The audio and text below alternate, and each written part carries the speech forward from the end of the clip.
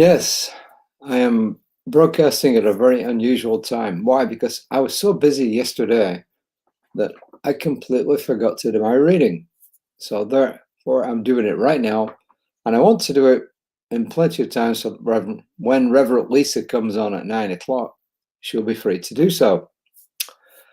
I tried to get onto the online version, but for some reason it's not working. Therefore, we are resorting to a physical version. It's the final reading from Reverend Remont Anderson, so please pay attention. He calls it bold freedom. The first quote is from Albert Camus. He says, "The only way to deal with an unfree world is to become so absolutely free that your very existence is an act of rebellion." And Ernest Holmes in Lessons in Spiritual Mind Healing says, "In expressing more life, we're expressing a greater degree of infiniteness of the spirit. We're more completely personifying it. This is the real purpose and meaning of existence. It is the nature of the spirit to express through us, not in limitation, fear, or want, but in freedom." And that was on page 30, paragraph 3 of Lessons in Spiritual Mind Healing. Here is Reverend Remont's last lesson for the time being. Is it a lesson? Is it a reading? I don't know. Maybe it's somewhere in between. Where are we more comfortable in the binds and shackles of a way of life that truly doesn't express how beautiful we are as human beings, that is? In what ways do we continue to use the same mental equivalence while thinking we will eventually manifest different results? In other words, our thoughts and feelings produce things in the real world.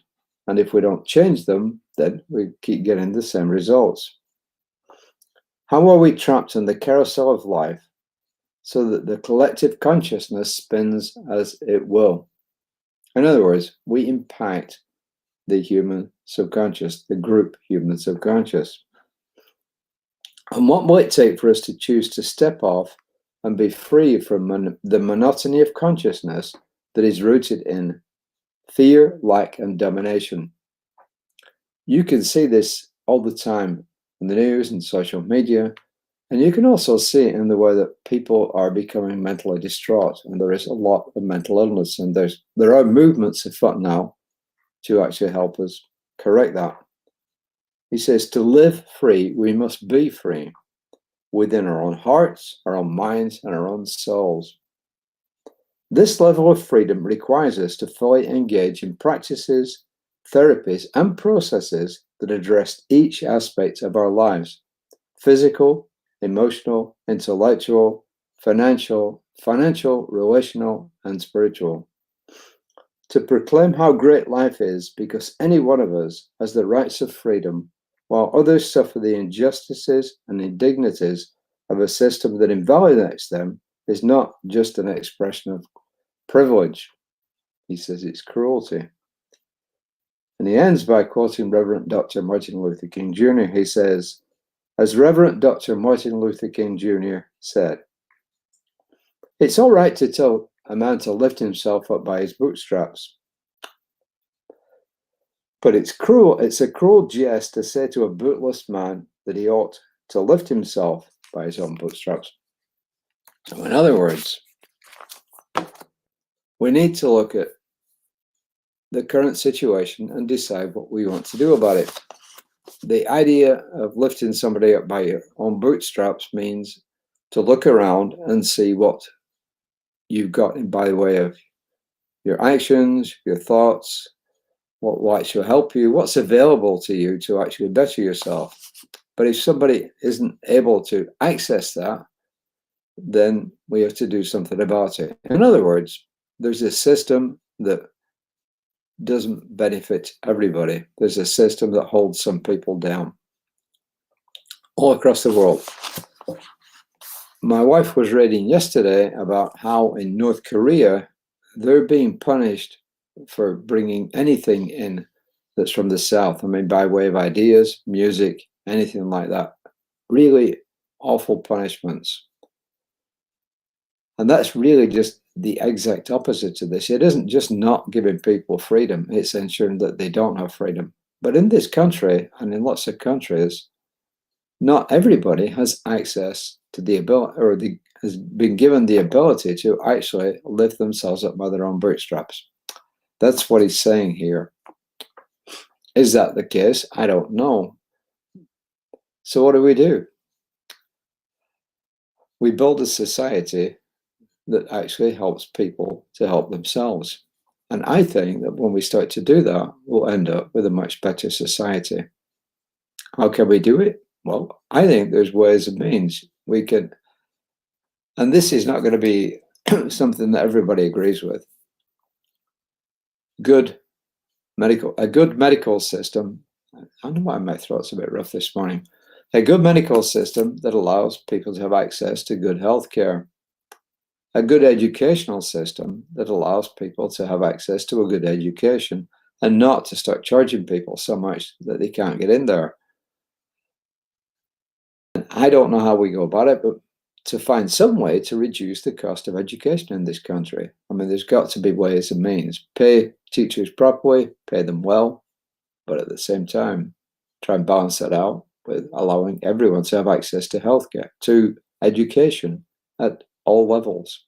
So it's something of a challenge, but it's something that we can deal with. Some other countries in the world have dealt with it.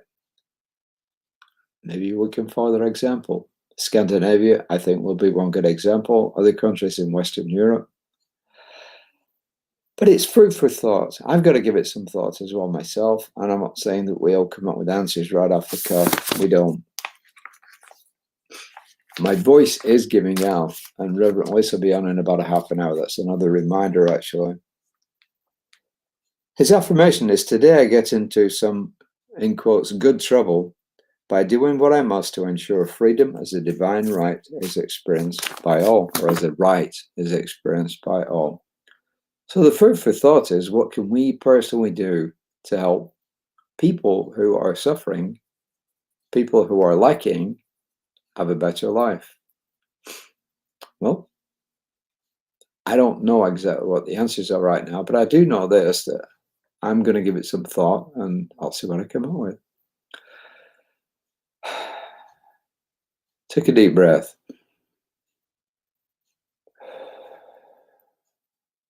But I do know one thing. I don't think when we personally start getting stressed out about changing the situation as it is now, that it really helps anybody. When we're stressed, we pass the stress on. I think we have to start in a small way and then move on from there and just do what is ours to do. And one way is actually to get the message out. So if you like readings like this, and maybe not every reading is to your taste or your liking, that's fine. But if you like the general direction in which our readings go, in which our teachings go, then please pass them on to other people. Give us a like on whatever medium you see this on, and then pass it on, because when you pass it on, you actually do help to start changing the world, making it a better place for everybody. So I will be back this evening, hopefully around about 5 o'clock. And I apologize for anybody who was hoping I'd be on yesterday evening, but I was really busy. I was even working with a client last night at about 7 o'clock.